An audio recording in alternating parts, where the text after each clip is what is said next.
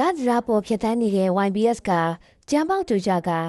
ငါနဲ့သမီးလေးပြုတ်ကြပြီးနောက်ပိုင်းနဲ့ချိန်မိကအသက်ဆုံးသွားခဲ့ရတဲ့ဖြစ်စဉ်လာဒရာကြီးလူစားပြီးသားလို့အများပြည်သူများကမချက်ပြုနေဝဲချက်ခင်ရဲ့ပြည်သူများလုံးမင်္ဂလာပါရှင်ခုဆိုရင်တော့ဖြင့်ပြီးခဲ့တဲ့ဖေဖော်ဝါရီလ23ရက်နေ့ညနေ4နာရီမှာပဲအခုလိုမျိုးစင်မကောင်းကြီးဖြစ်စေတကူဖြစ်ပေါ်ခဲ့ပြီးတော့အတော်ဖြစ်သူနဲ့ရေကုန်မှာမဝဲခဲ့ပြီးရာစင်ဒုက္ခိနာမှာအခုလိုမျိုးဖြစ်ရဆိုမျိုးဖြစ်ခဲ့တယ်လို့သိရှိရပြီးတော့နေ့ရွယ်ကလင်းကြောင်နေတဲ့တရားကြီးပေါ်ကို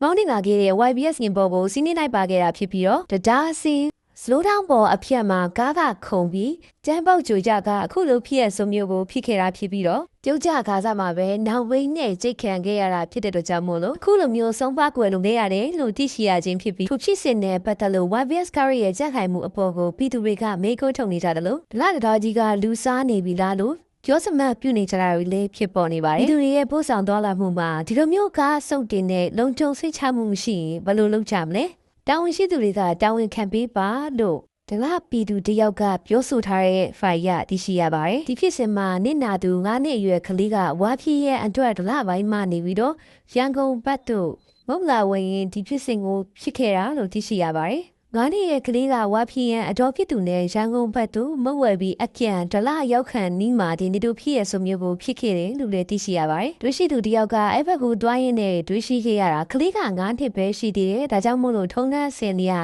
ကိုငင်ဆောင်ရမှုတွေလုပ်ပေးလိုက်ပါတယ်လို့ပြောခဲ့ပါတယ်ဒီဖြစ်စဉ်ကိုကြီးလေးကြီးလူမှုကွန်ရက်အတင်းကနေပြီးတော့ဒီကလေးကိုဒလမြို့နယ်တုတ်တန်ကို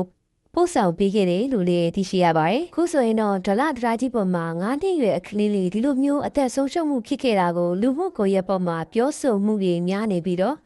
YBS ကားရဲ့ကြက်ခိုင်မှုအပေါ်ပြည်သူတွေကမေးခွန်းထုတ်နေကြတယ်လို့ဒလတရားကြီးကလူစားနေပြီလားလို့သုံးသပ်မှတ်ချက်ပြုမှုတွေကလည်းအထူးရှိလို့နေပါတယ်ဒါကြောင့်မို့လို့ဒီဖြစ်စဉ်ကိုကျမတို့ရဲ့ဘွဲကြိုက်ခင်ပြည်သက်များလည်းမသိလိုက်ဘူးမရှိရလေအောင်အခုလိုမျိုးဖော်ပြလိုက်ရခြင်းပဲဖြစ်ပါတယ်ပြည်သက်ကြီးတို့ရဲ့အတွေ့အမြင်တွေလည်းဒီဗီဒီယိုလေးရဲ့ကောမန့်လေးတွေမှာမှတ်ချက်ရေးသားဖော်ပြပေးသွားနိုင်ပါတယ်ရှင်ကြည့်ရှုအားပေးကြတဲ့တဦးတယောက်ချင်းစီတိုင်းကိုလည်းကျေးဇူးအထူးတင်ရှိပါတယ်ရှင်